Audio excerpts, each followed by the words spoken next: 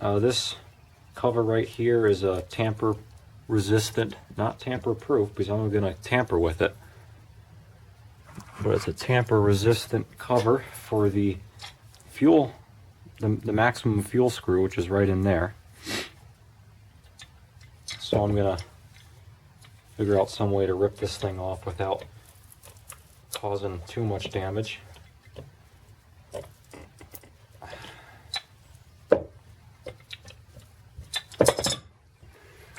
Maybe some screwdriver action. So you want to tear this off. Then there will be a locking collar underneath it, which also prevents movement.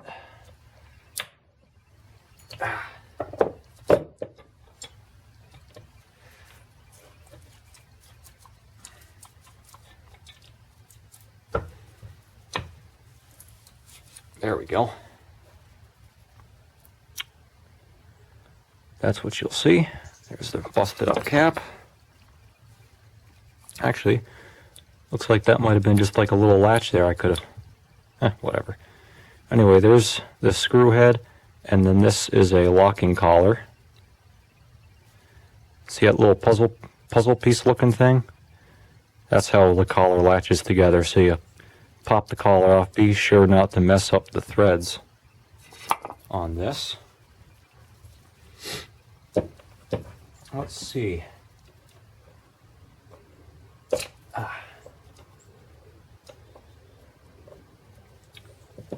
Do it in progress so you see what I'm doing. Possibly. Come on. See, I'm kind of peeling it up.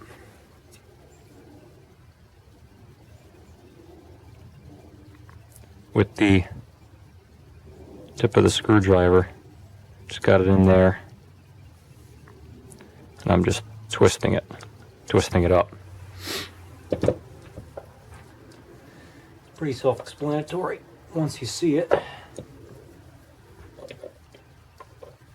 Definitely a hefty collar, but I'll tell you what, it sure is easier doing this on the bench than if I were doing this in the truck.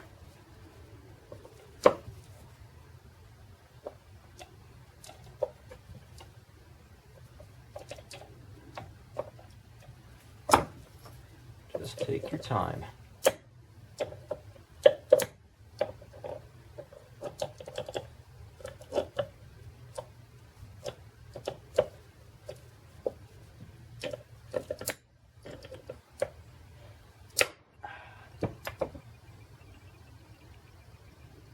That is definitely on there. It's completely torn off. Still doesn't want to come off.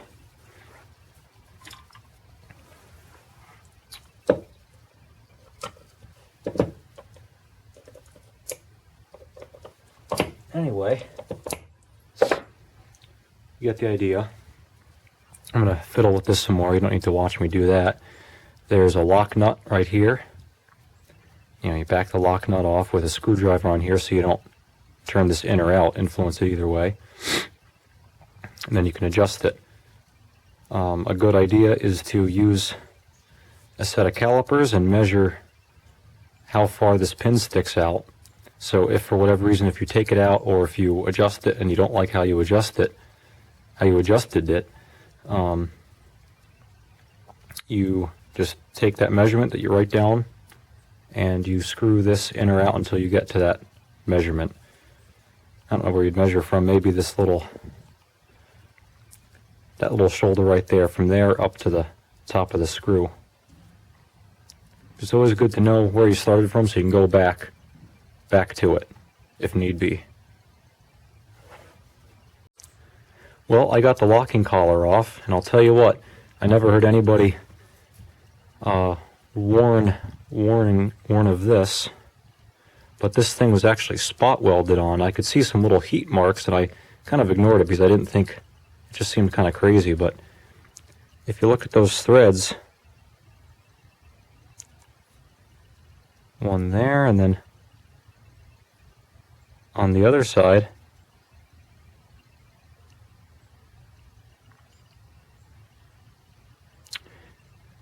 the threads are kind of messed up because I literally had to tear this, and you could see there on the collar,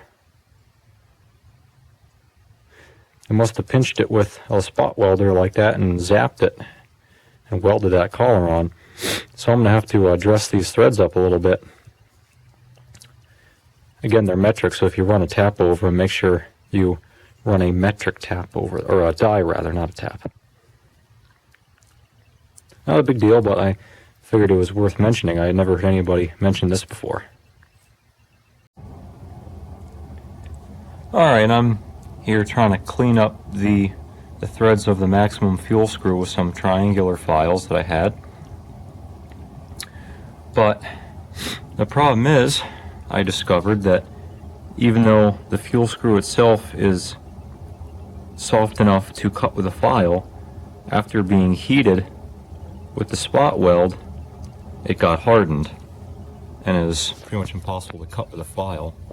You can hear it, at least I can. Let's see if you can tell the difference. And here it is on the spot welded portion. You'll hear it's louder. And whenever you hear that, you know that the material is too hard to cut with a file. So if you compare this with these threads over here, which weren't hardened,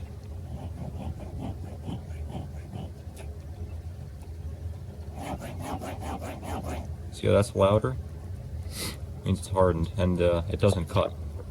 But I did the best I can, and I kind of sighted down on the threads, and it looks like they have a decent profile, except for some parts, some areas where the thread is just plain gone.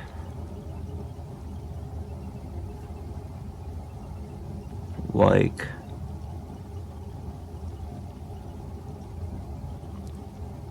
kind of like over there.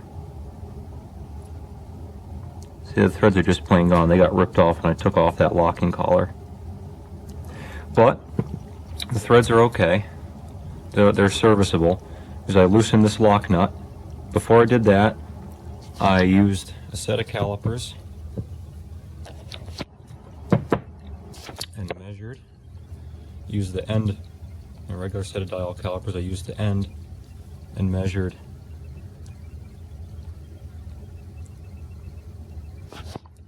like so, and measured a couple times to make sure the reading was consistent. I measured how far out that fuel screw was, so if I inadvertently turned the screw when loosening the lock nut, which I didn't do, but if that had happened, I could reset the screw to the original setting.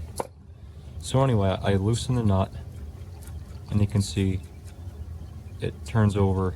It gets stuck at the very end here, but I'm not too concerned about that. I doubt I'm going to be screwing the fuel screw in that far.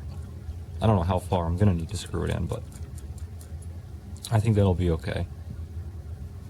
And if it becomes a problem later, I can always pull it out and replace it while it's in the truck. And thehungrydiesel.com does sell a longer version of this screw, I believe, and you can also just get a regular one from your local diesel injection pump shop. So that's it as far as bench work on the maximum fuel screw.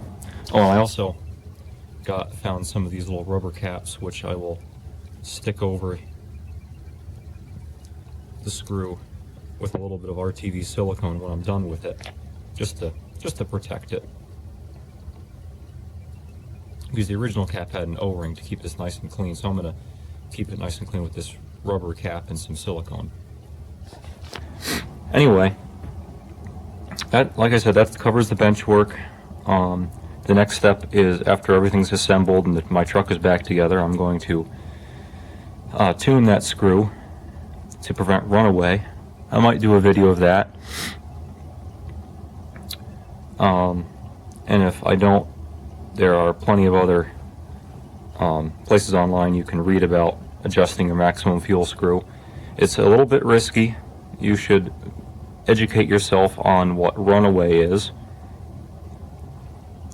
and learn how to prevent it.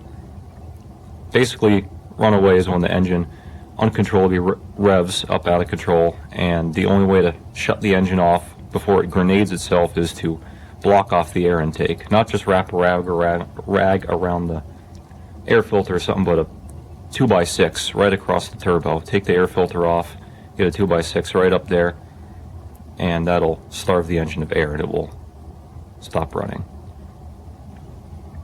Anyway, I might do a video of that, I might not. But that's it. Thanks for watching. Hope this helped out some of you guys. Leave a thumbs up if you like this. Leave a comment or a suggestion. Thanks for watching, and come back for more.